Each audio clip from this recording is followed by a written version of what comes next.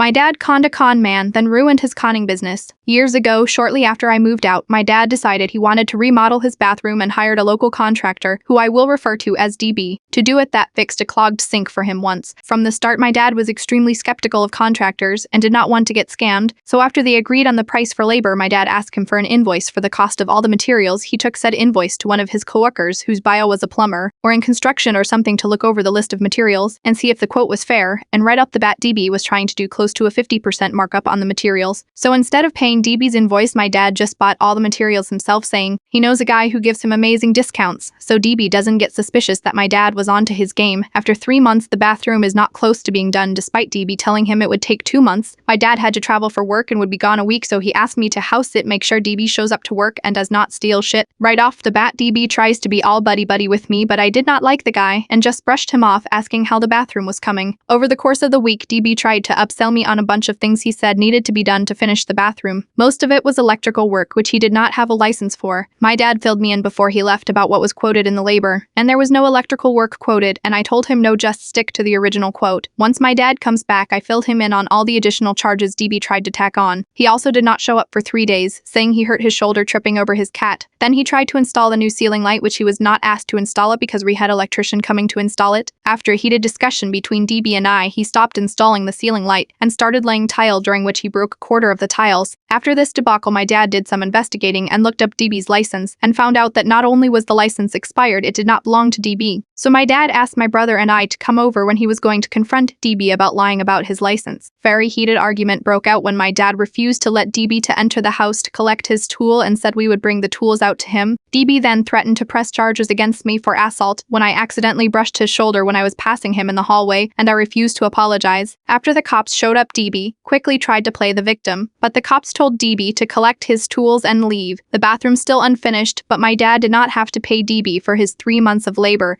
and used that money to hire real contractors to finish the bathroom. It only took them a week and a half to finish. After this, my dad contacted the local news to tell them about DB being a conman. A few months later, the news did an investigation story about him, and they found other people DB scammed, where DB would start to work on their bathroom, but once he got paid, he would cut and run, leaving the bathroom unfinished and stealing all the materials. The news then set up a sting for DB and exposed him for being a con man, and he was arrested not long after the news story aired.